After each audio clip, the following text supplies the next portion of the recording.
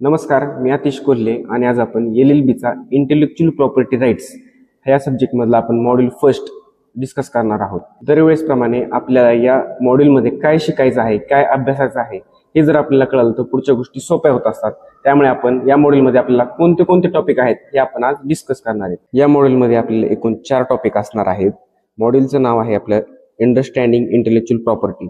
यामध्ये टॉपिक पाहिलं तर meaning and theories for justification of intellectual property, त्यानंतर history and origins of intellectual property, त्यानंतर third topic internationalization of IP protection, ज्यामध्ये Paris convention for protection of industrial property आणि त्यामध्येच Berne convention for protection of literary and artistic works आणि त्याच्यामध्येच TRIPS agreement. त्यानंतर fourth topic आहे international agencies for coordination of intellectual property protection, ज्यामध्ये WIPO आणि WTO असा आपला हा या मॉड्यूलचा सिलेबस असणार आहे. तर सुरुवात करूयात पहिल्या टॉपिकला, meaning and theories for justification of intellectual property. पहिली गोष्ट म्हणजे इंटेलेक्च्युअल प्रॉपर्टी म्हणजे काय, तर याचे डेफिनेशन पाहूयात. Intellectual property refers to creations of mind such as inventions, literary works, artistic works, design, symbol, name and images which are legally protected to grant creators exclusive rights over their use and commercialization. आता या definition मध्ये आपल्याला एक term आली आहे, ते आहे creation of mind. तर क्रिएशन ऑफ माइंड म्हणजे काय, तर आपल्या बुद्धीने तयार केलेलं क्रिएशन. आता आपल्या सर्वांना माहिती आहे आपले माइंड काय क्रिएट करतं, तर इन्व्हेन्शन्स, त्यानंतर literary works, artistic works, design, symbol, name, images वगैरे वगैरे. याचं आपण एक्झाम्पल पाहिलं तर इन्व्हेन्शन्स मध्ये आपण जसे की कोविड-19ची वॅक्सिन हे एक इन्व्हेन्शन आहे, स्मार्टफोन हे सुद्धा एक इन्व्हेन्शन आहे. त्यानंतर literary work for example poem, script हे सुद्धा क्रिएशन ऑफ माइंड आहे. त्यानंतर आर्टिस्टिक वर्क मध्ये पाहिलं तर पेंटिंग, ड्रॉइंग. त्यानंतर डिझाईन मध्ये पाहिलं तर आपण कोको कोलाच्या बॉटलचा शेप किंवा आयफोनचं स्ट्रक्चर. त्यानंतर सिम्बॉल मध्ये पाहिलं तर जसं की आपल्या चॅनलचा सिम्बॉल आहे त्या प्रकारचं स्ट्रक्चर, त्या प्रकारचा सिम्बॉल. त्यानंतर नेम म्हणजे red boule, Pepsi, Coca Cola. त्यानंतर इमेजेसमध्ये फोटोग्राफी. अशा ज्या गोष्टी आहेत माइंडने केलेल्या, या गोष्टींना प्रोटेक्ट करणं, एक लॉद्वारे प्रोटेक्ट करणं म्हणजे त्याला आपण इंटेलेक्च्युअल प्रॉपर्टी राईट्स असं म्हणतो. समजलं, म्हणजे या इंटेलेक्च्युअल प्रॉपर्टीला आपण प्रोटेक्ट करणार आहेत लॉद्वारे, त्याला आपण इंटेलेक्च्युअल प्रॉपर्टी राईट्स म्हणतो. समजलं. आता येऊयात आपण या इंटेलेक्च्युअल प्रॉपर्टी राईट्सचे काही टाईप्स असतात, ते म्हणजे patent, copyright, trademark, industrial design, अशा प्रकारचे आपल्याला टाईप्स आहेत. तर या टाईप्स आहेत ते आपल्याला जे कॉपीराईट सांगितलं जातं ते कॉपीराईट म्हणजे आपलं मॉड्यूल 2 असणार आहे. त्यानंतर दुसरं म्हणजे पेटंट, ते आपलं मॉड्यूल 3 असणार आहे. त्यानंतर मी सांगितलं तुम्हाला ट्रेडमार्क आपल्याला 4th टॉपिक असणार आहे. अशा प्रकारे इंटेलेक्च्युअल प्रॉपर्टीचे टाईप्स, हे टाईप्सला वेगवेगळ्या मॉड्यूलमध्ये डिस्क्राईब केलेलं आहे. ते आपण मॉड्यूल वाईज पूर्ण डिस्कस करणार आहेत. आता फक्त आपल्याला टाईप्सच सांगितलेले आहेत, त्यामुळे आपण फक्त टाईप्स बद्दल बोलणार आहेत. आता एक्झाम्पल पाहायला गेलं तर समजा आपण पाहिलं की एखादा सिम्बॉल आहे किंवा एखादा नेम आहे, ब्रँड नेम, समजा कोका कोला किंवा ॲमेझॉन. आता मग हे जे आहेत ह्यांना प्रोटेक्ट करण्यासाठी आपण ट्रेडमार्क असतं. ट्रेडमार्क म्हणजे इंटेलेक्च्युअल प्रॉपर्टी राईट्सला प्रोटेक्ट करण्यासाठी ट्रेडमार्क आपण वापरतो. सिमिलरली जसं आपण बघितलं, समजा एखादा कवी आहे, त्यांनी कविता लिहिली, पोएम लिहिली किंवा एखाद्याने गाणं लिहिलं, तर मग ते जे प्रोटेक्ट करायचं आहे ते आपण कॉपीराईटद्वारे प्रोटेक्ट करतो. अशा प्रकारचं आपल्याला या इंटेलेक्च्युअल प्रॉपर्टीजला प्रोटेक्ट करण्यासाठी या गोष्टी असतात. समजलं. याच्यामध्ये आपण एवढंच जास्त खोलमध्ये जाणार नाहीत, कारण आपल्याला नंतर मॉड्यूल वाईजच आपल्याला पेटंट, ट्रेडमार्क किंवा कॉपीराईट अशा प्रकारचं आपल्याला सांगितलं आहे. त्यामुळे आपण एवढंच ह्याला आपण मिनिंगमध्ये आपण डिस्कस केलेलं आहे. त्यानंतर दुसरा टॉपिक आहे आपला theories for justification of intellectual property rights. तर सुरुवात करूयात पहिल्या थिअरीला. पहिली थिअरी आहे थिअरी ऑफ नॅचरल राईट्स. आता या थिअरीमध्ये नॅचरल राईट्स ही टर्म आलेली आहे. नॅचरल राईट्स म्हणजे काय, तर फंडामेंटल राईट्स, ज्याला आपण मूलभूत हक्क म्हणतो. म्हणजे प्रत्येक पर्सनला त्याच्या नॅचरल राईट्स आणि क्रिएटिव्हिटी असते. जॉन लॉकच्या या फिलॉसॉफीमध्ये असं सांगितलं आहे की जो कोणी इन्व्हेंटर आणि क्रिएटर आहे तर त्याला त्याच्या क्रिएशनवर आणि त्याच्या आउटपुटवर राईट असतो, जरी इंटेलेक्च्युअल प्रॉपर्टी टँजिबल किंवा इनटँजिबल असली तरीही. आता आपण ह्या ज्या टर्म्स आहेत टँजिबल आणि इनटँजिबल, हे आपण मिनिंगमध्येच डिस्कस करायला पाहिजे होतं. तर टँजिबल म्हणजे काय, things which are physically can not be seen or touch such as car, house. आणि इनटँजिबल म्हणजे काय, which are non physical and can not be touch such as brand name, जसं आपण इंटेलेक्च्युअल प्रॉपर्टी सगळ्या पाहिल्या. त्यानंतर आपण म्हणू शकतो जे काय आपले क्रिएशन ऑफ माइंड आहे ते काय इंटेलेक्च्युअल प्रॉपर्टी, आपण त्याला टच करू शकत नाही, ते एक नॉन फिजिकल आहे असा याचा अर्थ आहे. त्यानंतर this theory incorporates the right to use or to exclude other from use and right over the creation become a natural right of. आणि जो कोणी ह्या इंटेलेक्च्युअल प्रॉपर्टीज अनऑथोराइज पद्धतीने वापरत असेल किंवा ते उल्लंघन करत असेल तर त्याला गुन्हा असं मानलं जाईल असं याच्यामध्ये सांगितलं आहे. त्यानंतर दुसरी थेरी आहे युटिलियन थेरी, जी बेंथमने प्रोपाउंड केलेली आहे. तो एक इंग्लिश फिलॉसॉफर, ज्युइस्ट आणि सोशल रिफॉर्मर होता. ही theory the greatest good for greatest number यावर आधारित आहे. म्हणजे काय तर क्रिएटर्सला जास्तीत जास्त फायदा मिळाला पाहिजे अशी ही थेरी हमी देते. आता ही थेरी जर आपण इंटेलेक्च्युअल प्रॉपर्टीला अप्लाय केली तर जे काही इन्व्हेंटर्स आणि क्रिएटर्स आहेत त्यांना त्यांच्या टेक्नॉलॉजिकल इन्व्हेन्शन्स आणि आर्टिस्टिक क्रिएशनला फायनान्शियल किंवा मॉनिटरी इंटेन्सिव्ह मिळालं पाहिजे. आणि which are typically benefit society and humankind at large असं या थेरीमध्ये सांगितलं आहे. त्यानंतर तिसरी थेरी आहे इथिक्स अँड रिवॉर्ड थेरी. या थेरीमध्ये एका साईडने असं सांगितलं आहे की जे काय आपण वरती पाहिलं की बेनिफिट टू सोसायटी हे खरंच ट्रूली डिझर्व करतात की नाही असं याच्यामध्ये क्वेश्चन रेज केला आहे. आणि दुसऱ्या साईडने असं सांगितलं आहे की क्रिएटर्सला क्रिएशनचा रिवॉर्ड मिळाला पाहिजे, पण हेच इन्व्हेंटर्सला do not deserve it twice, म्हणजे यांना परत रिवॉर्ड नाही मिळाला पाहिजे, हे डिझर्व करत नाहीत. आणि अनेकांना असा विश्वास आहे की क्रिएटर्सला त्यांच्या वर्कचा अधिक प्रॉफिट मिळत आहे किंवा मिळाला आहे असं या थेरीमध्ये सांगितलं आहे. त्यानंतर आहे पर्सनलहुड थेरी. या थेरीमध्ये असं सांगितलं आहे की एखादा क्रिएटर आहे, तो क्रिएशन करतो बरोबर, आणि या क्रिएशनमुळे त्याला पर्सनॅलिटी निर्माण होते. त्यानंतर this theory draws its root from Hegel's philosophy which provides that जे काही इंटेलेक्च्युअल प्रॉपर्टी राईट्स आहेत ते मटेरियल थिंग्सशी संबंधित पर्सनॅलिटी डेव्हलपमेंटच्या सेफगार्डची म्हणजे सुरक्षिततेची देखील असोसिएटेड आहेत. आणि जो कोणी या क्रिएशनची अनऑथराइज पद्धतीने सामान्य लोकांना एखाद्याची क्रिएशन ऑफर करतो तर त्याला दोषी मानलं जाईल किंवा त्याला चोर मानलं जाईल असं या थेरीमध्ये सांगितलं आहे. त्यानंतर येऊयात सोशल प्लॅनिंग थेरी. ही थेरी हार्वर्ड लॉ स्कूलचे प्रोफेसर विल्यम फिशर यांची ही थेरी असल्याचं ओळखलं जातं. या थेरीमध्ये असं सांगितलं आहे की जी काही इंटेलेक्च्युअल प्रॉपर्टी आहे ही एक वस्तू आहे जी न्याय आणि अट्रॅक्टिव्ह म्हणजे काय आकर्षण निर्माण करण्यासाठी वापरली जाऊ शकते. आणि हा अप्रोच टेक्नॉलॉजिकल ओरिएंटेशनच्या व्ह्यूने पाहायला गेला तर हा अप्रोच युटिलियन थेरीशी सिमिलर आहे. पण जे काय आपण युटिलियन थेरीमध्ये पाहिलं सोसायटी बेनिफिट याच्या दृष्टिकोनापेक्षा डिझायरेबल असलेल्या सोसायटीच्या दृष्टिकोनांना वापरण्याची याची तयारी वेगळी असते. आता येऊयात लेबर थेरी. या थेरीमध्ये काय सांगितले की समजा एखाद्या माणसाने कष्ट केलं तर त्याला त्या कष्टाची पात्रता असते. आणि इंटेलेक्च्युअल प्रॉपर्टीच्या व्ह्यूने पाहिलं तर जे काय क्रिएशन आहे कुणाचं क्रिएटर्सचं हे त्यांचं श्रमाचं फळ आहे किंवा त्यांच्या कष्टाचं फळ आहे असं त्यांना मानलं जाऊ शकतं. आणि ही थेरी जॉन लॉकच्या जे काही लेबर थेरी ऑफ प्रॉपर्टीवर आधारित आहे. आणि people are entitled to their own labour म्हणजे लोकांना त्यांच्या कष्टाचं फळ मिळालं पाहिजे असं याच्यामध्ये सांगितलं आहे. अशा प्रकारे आपण थेरीज फॉर जस्टिफिकेशन कंप्लीट केलेलं आहे. History and origin of intellectual property म्हणजे इंटेलेक्च्युअल प्रॉपर्टीचं ओरिजिन सुरुवात कुठून झाली हे आपण पाहणार आहोत. तर आपण पाहिले गेलं तर ही इंटेलेक्च्युअल प्रॉपर्टीची सुरुवात ही 15व्या शतकापासून आली आहे. 15वा शतक म्हणजे एन्शियंट ग्रीक पिरियड होता. याच्यामध्ये पाहिलं तर सायबेरियन स्टेटमध्ये एक ग्रीक नावाची सिटी होती. या सिटीमध्ये लक्झरीज रिफाइनमेंटसाठीचं पेटंट त्या काळी ग्रँट केलं होतं. त्यानंतर दुसरं पाहिलं गेलं तर आपण जे काही रोमन एम्पायर होतं त्यावेळेस रोमन एम्पायरमध्ये जे काही ऑथर होते, जे काही लेखक होते, यांचं जे काही लिखाण आहे यांचं लिखाण प्रोटेक्ट करण्यासाठी त्या काळात 50 वर्षाचं कॉपीराईट प्रोटेक्शन त्यांना देण्यात आलं होतं. आणि तिसरं म्हणजे हडप्पा सिव्हिलायझेशन, ज्याला आपण मराठीमध्ये हडप्पा संस्कृती म्हणतो. तर या काळी जे काही मातीची भांडे होते या मातीच्या भांड्यावर खुणा होत्या आणि त्या खुणा ओळखण्यासाठीच त्या काळी सुरुवातीला ट्रेडमार्क देण्यात येत होते. त्या ट्रेडमार्क म्हणत नव्हते पण ते एक वन टाईप ऑफ प्रोटेक्शन आहे. तर आपण पाहू शकतो की जे आपण वरी पाहिलं एन्शियंट ग्रीकमध्ये काय तर पेटेंट ग्रांट केलं होतं. त्यानंतर आपण पाहिलं की रोमन एम्पायरमध्ये काय तर जे काही कॉपीराईट ग्रँट केलं होतं. आणि तिसऱ्यामध्ये हडप्पा सिव्हिलायझेशन याच्यामध्ये काय केलं होतं तर ट्रेडमार्क ग्रँट केलं होतं. म्हणजे या गोष्टी आहेत म्हणजे काय करतात हे पेटंट ट्रेडमार्क कॉपीराईट हे काय करतात इंटेलेक्च्युअल प्रॉपर्टीला प्रोटेक्ट करण्याचं काम करतात.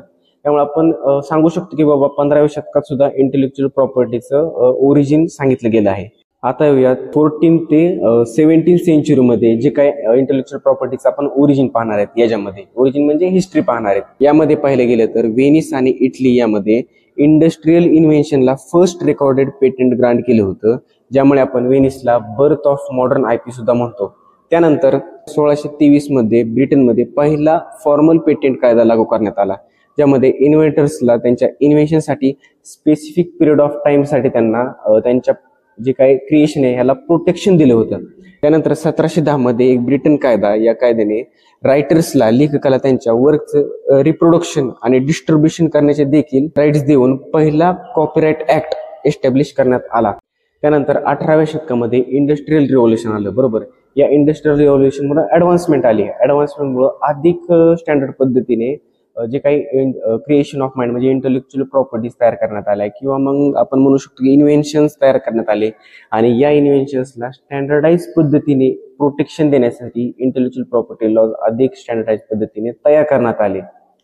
त्यानंतर 1970 मध्ये वायपो म्हणजेच world intellectual property organization IP साठी एक ग्लोबल बॉडी स्थापन झाली. त्यानंतर 1974 मध्ये एक युनायटेड नेशनची एजन्सी बनली.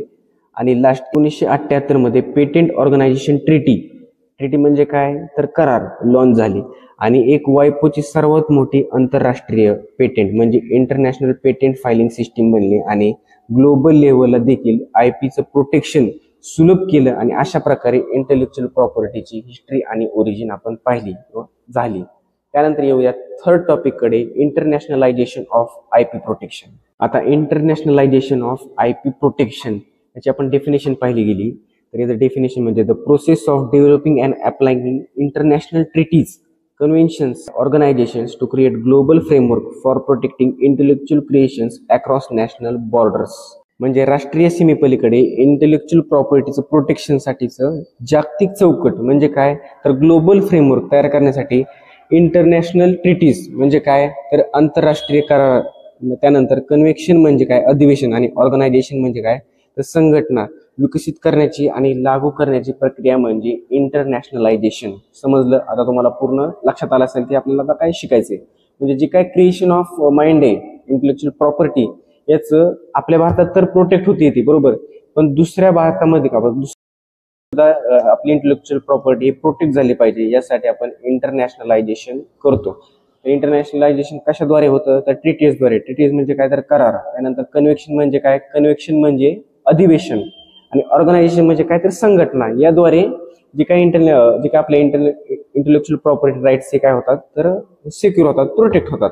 आता आपल्याला या internationalisation of intellectual property protection मध्ये 3 पद्धतीने इंटेलेक्च्युअल प्रॉपर्टीचं प्रोटेक्शन होतं असं आपल्याला सांगितलं आहे. पहिलं काय, Paris convention for protection of industrial property. त्यानंतर Berne's convention for protection of literary आणि आर्टिस्टिक वर्क्स. आणि ट्रिप्स अग्रीमेंट. अशा प्रकारे आपल्याला इंटरनॅशनलायझेशन ऑफ जी काय प्रॉपर्टी हे आपण पाहणार आहोत. तर पहिली पाहूयात Paris convention for industrial property. आता पाहूयात Paris convention for protection of industrial property. याच्यामध्ये the Paris convention was the first major international agreement to address the protection of industrial property rights, paving the way for further cooperation and harmonisation in this field. म्हणजे Paris अधिवेशन हे industrial property राईट्सचं protection देण्यासाठीचं पहिला आंतरराष्ट्रीय करार होता. म्हणजे फर्स्ट मेजर काय म्हणलं आपण इंटरनॅशनल ॲग्रीमेंट हे पॅरिस कन्व्हेन्शन होतं इंडस्ट्रियल प्रॉपर्टीला प्रोटेक्ट करण्यासाठी. त्यानंतर the Paris convention for the protection of industrial property adopted in 1883 in the foundational international treaty that establishes principles for protecting intellectual property rights including patent, trademark, industrial design and trade names in multiple countries. म्हणजे आपण internationalisation मध्ये काय सांगितलं तर जी काही intellectual property हे दुसऱ्या देशामध्ये पण ते आपल्या इंटेलेक्च्युअल प्रॉपर्टीचं प्रोटेक्शन झालं पाहिजे. जसं ह्याच्यामध्ये पण काय सांगितलं आहे की पॅरिस कन्व्हेन्शन काय एक ॲग्रीमेंट आहे आणि ह्या ॲग्रीमेंटद्वारे आपली इंटेलेक्च्युअल प्रॉपर्टीचं प्रोटेक्शन, इंटेलेक्च्युअल प्रॉपर्टीचं काय असणार ट्रेडमार्क असणार, त्यानंतर पेटंट असणार, इंडस्ट्रियल डिझाईन किंवा ट्रेड नेम, ह्याचं प्रोटेक्शन आपण दुसऱ्या देशामध्ये सुद्धा मेंबर कंट्रीजमध्ये सुद्धा त्याचं प्रोटेक्शन होतं. या कशाद्वारे पॅरिस कन्व्हेन्शनद्वारे. पॅरिस कन्व्हेन्शन काय आहे एक अधिवेशन आहे म्हणजे एक टाईपचं ॲग्रीमेंट वगैरे आहे असं ह्याच्यामध्ये सांगितलं आहे. त्यानंतर it इन्शुअर्स that creators and inventors receive the baseline level of protection for international creation across different member countries. म्हणजे आपण आत्ताच सांगितलं की जे काही इन्व्हेन्शन आहे तर या जे काही इन्व्हेन्शन करणारे काय असतात ते इन्व्हेंटर्स, क्रिएशन करणारे क्रिएटर्स म्हणजे एकच झालं ते. तर यांना बेसलाईन लेवल ऑफ प्रोटेक्शन म्हणजे काय जसं याच्यामध्ये प्रोटेक्शन मिळतं ह्या देशामध्ये तसं त्यांना पण मेंबर कंट्रीज मधल्या देशामध्ये सुद्धा त्यांना तेच प्रोटेक्शन मिळालं पाहिजे असं त्याच्यामध्ये सांगितलं आहे. त्यानंतर नेक्स्ट पॉईंट आहे, याच्यामध्ये काय 3 प्रिन्सिपल्स आहेत. पहिलं म्हणजे नॅशनल ट्रीटमेंट, त्यानंतर दुसरं आहे राईट्स टू प्रायोरिटी आणि तिसरं आहे कॉमन रूल्स. आता आपण एक एक जे काय प्रिन्सिपल आहे ते डिस्कस करूया. पहिलं प्रिन्सिपल आहे नॅशनल ट्रीटमेंट.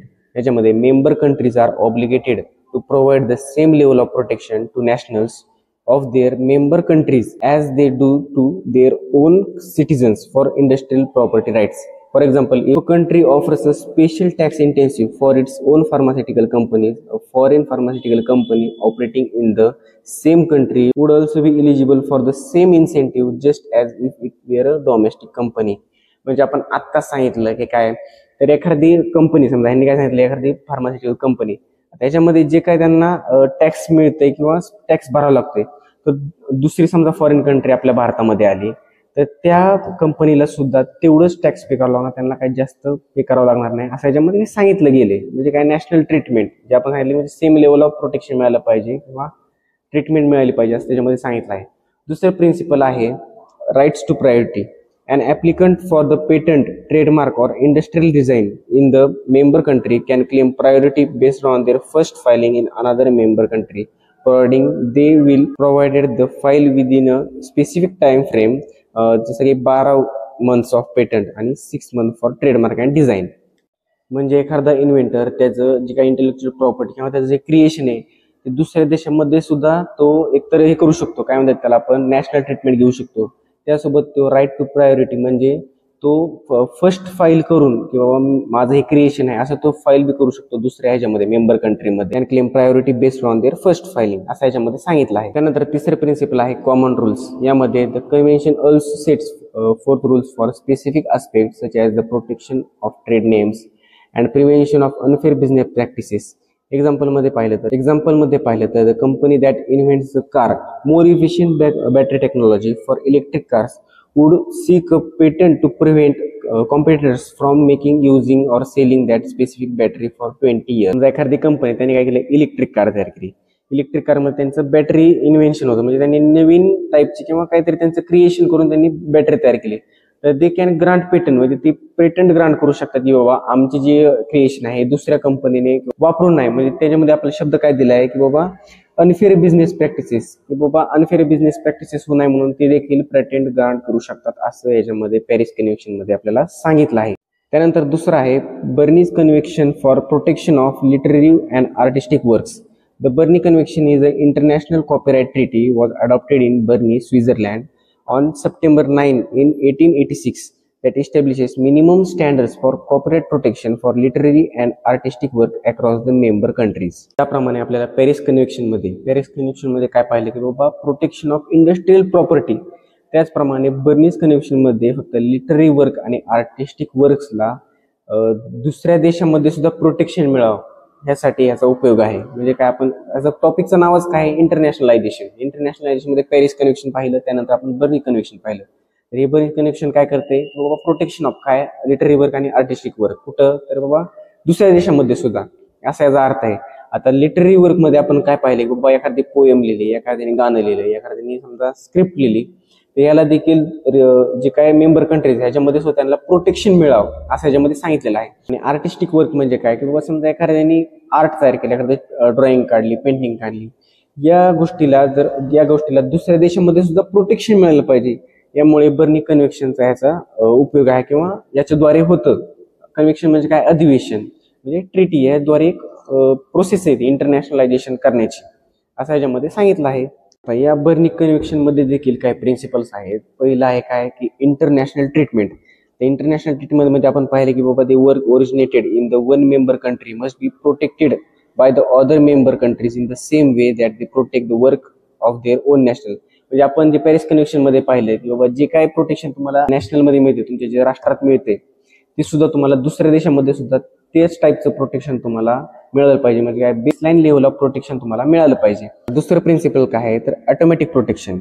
ऑटोमॅटिक प्रोटेक्शन म्हणजे काय तर प्रोटेक्शन फॉर लिटररी आणि artistic works is guaranteed from the moment they are created without requiring formal registration or other procedure. याच्यामध्ये सांगितलं आहे की जे काही लिटररी वर्क आहेत किंवा आर्टिस्टिक वर्क आहेत कसं कोणते तर पेंटिंग, ड्रॉइंग, सॉन्ग वगैरे वगैरे जे काही लिटररी आणि आर्टिस्टिक वर्क मध्ये येतात तर यांना प्रोटेक्शन केव्हा मिळतं? At the time of created, म्हणजे ज्या वेळेस ते क्रिएट करतात त्याच वेळेस त्यांना प्रोटेक्शन मिळतं विदाउट रिक्वायरिंग बाबा रजिस्ट्रेशन. त्याला रजिस्ट्रेशन करायची गरज नाहीये असं बर्नी कन्व्हेन्शन मध्ये बर्नी कन्व्हेन्शनचं एक प्रिन्सिपल आहे. काय तर बाबा ऑटोमॅटिक प्रोटेक्शन मिळतं. पहिलं काय बघितलं तर नॅशनल ट्रीटमेंट. आता तिसरं पाहूयात आपण इंडिपेंडन्स ऑफ प्रोटेक्शन. याच्यामध्ये the existence of protection in the country where the work originated does not depend on protection in other member countries. म्हणजे एखाद्या वर्कचं जे काही एक्झिस्टन्स प्रोटेक्शन आहे त्या कंट्रीमध्ये तर याचं जे प्रोटेक्शन आहे ते does not depend on protection of other member of countries असा याचा अर्थ आहे. यामध्ये की प्रोव्हिजन पाहिलं तर याच्यामध्ये काय मिनिमम राईट्स देते, त्यानंतर मॉरल राईट्स असतात, त्यानंतर duration of protection, specific provisions for developing countries. तर एक एक पाहिलं तर मिनिमम राईट्स मध्ये काय बाबा एखाद्या ऑथरला राईट दिलेले असतात किंवा त्याची जी काही लिखाण आहे त्याचं ट्रान्सलेट, अडॉप्ट, परफॉर्म, रिप्रोड्यूस करण्याचं त्याला मिनिमम राईट्स दिलेले असतात असं याच्यामध्ये सांगितलं आहे.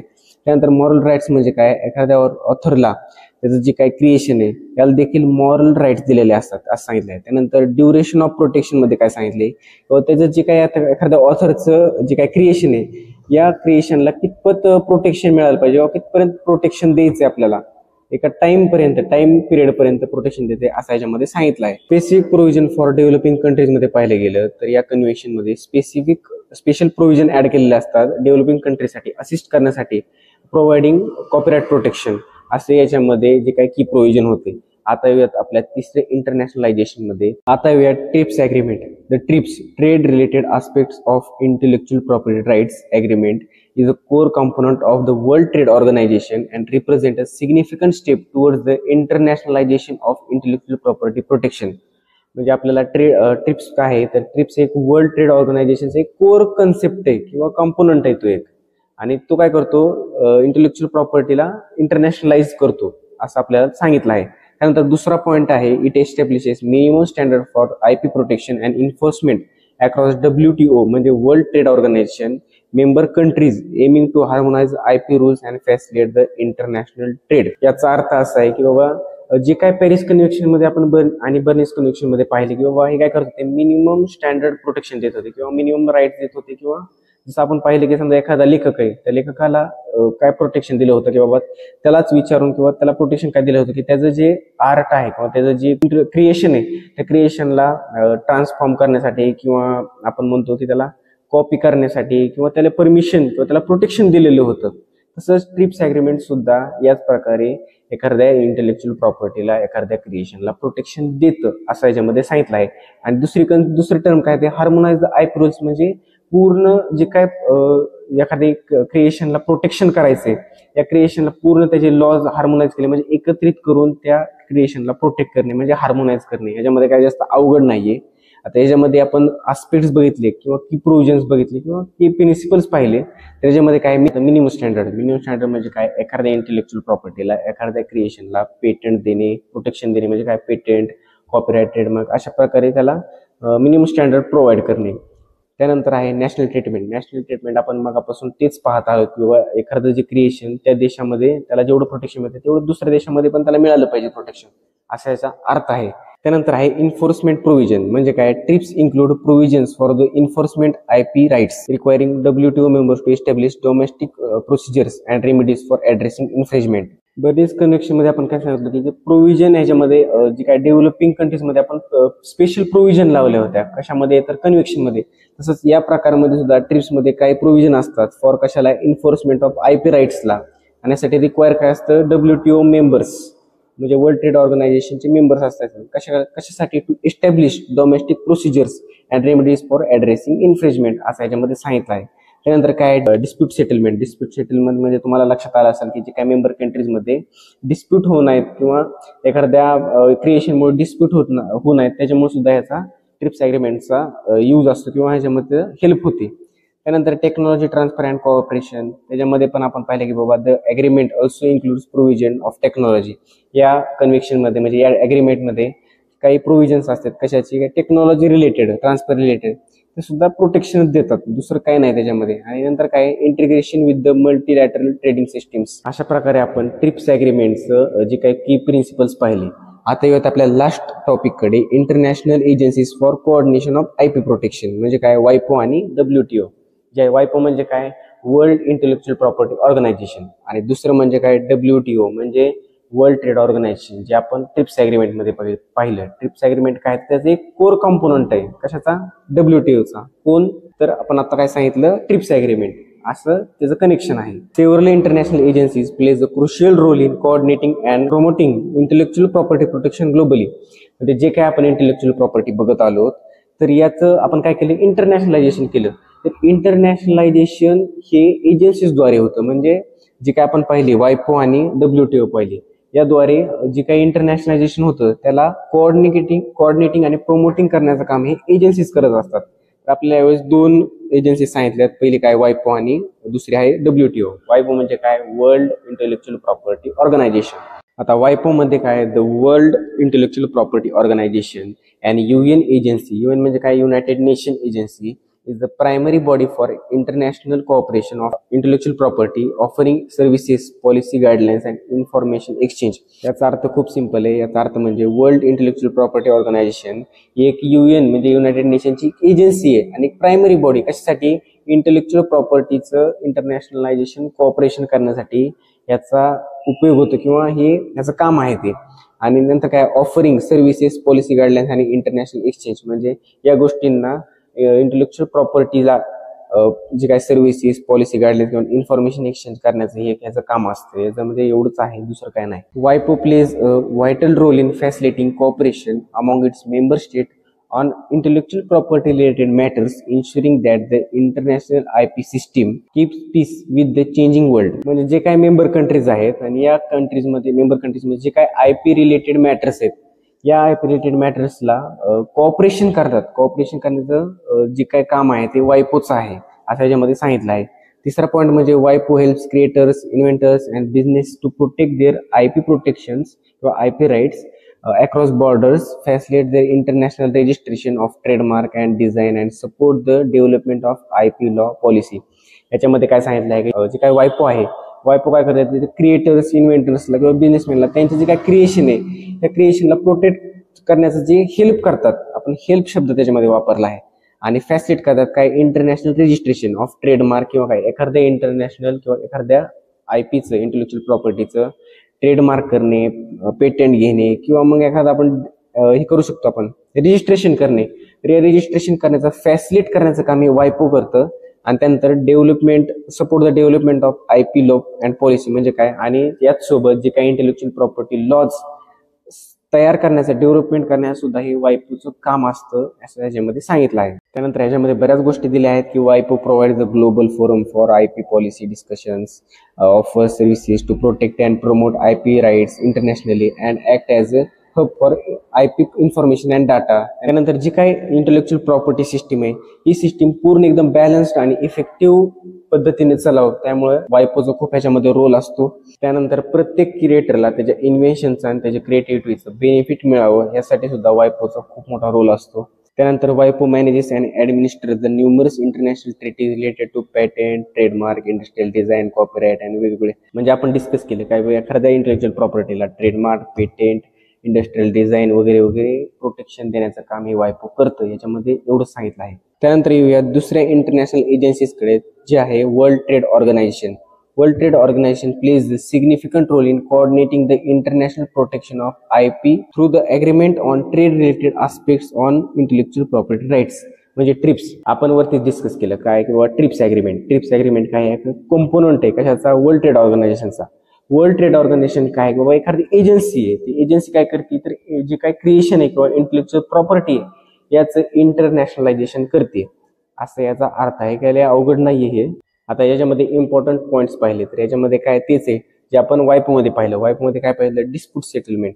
तसं याच्यामध्ये पण वर्ल्ड ट्रेड ऑर्गनायझेशन सुद्धा डिस्प्यूट सेटलमेंट करते. म्हणजे कसं, किंवा जी काही मेंबर कंट्रीज आहेत याच्यामध्ये देखील IP रिलेटेड जी काही डिस्प्यूट आहेत, हे डिस्प्यूट सेटलमेंट करण्याचं देखील वर्ल्ड ट्रेड ऑर्गनायझेशनचं काम आहे. त्यानंतर कॉपरेशन. कॉपरेशन म्हणजे काय, एखाद्या इंटेलेक्च्युअल प्रॉपर्टीचं जी काय आपण हे करतो, इंटरनॅशनलायझेशन करतो, याला देखील कोऑपरेट करतो, हे आपण पाहिलंच आहे. त्यानंतर काय ट्रान्सपरन्सी अँड मॉनिटरिंग, आणि याचं लास्टला कन्क्लुजन पाहायला गेलं तर जे आपण इंटरनॅशनल एजन्सी डिस्कस केल्या कोणत्या वायपो आणि WTO, हे एजन्सीचं काम काय smooth functioning of global trading system, म्हणजे ग्लोबल ट्रेडिंग सिस्टम ही स्मूथ फंक्शनिंग चालावर. कशामुळे तर ह्याच्यामध्ये डिस्प्यूट होतात, हे डिस्प्यूटला ते सॉल्व्ह करतात कोण, इंटरनॅशनल एजन्सीज. म्हणून स्मूथ फंक्शनिंग काम करण्यासाठी यांचा खूप उपयोग असतो.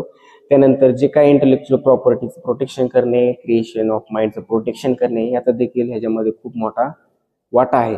त्यानंतर ह्याच्यामध्ये काय बाबा जे काय IP लॉज आहेत ह्याचं देखील प्रोटेक्शन करण्याचं किंवा ऍडव्हान्समेंट करण्याचं सुद्धा या एजन्सीचं काम आहे. अशा प्रकारे आपण इंटेलेक्च्युअल प्रॉपर्टीचा मॉड्यूल फर्स्ट म्हणजे कोणता अंडरस्टँडिंग द इंटेलेक्च्युअल प्रॉपर्टी हा मॉड्यूल आपण पूर्ण कंप्लीट केलेला आहे.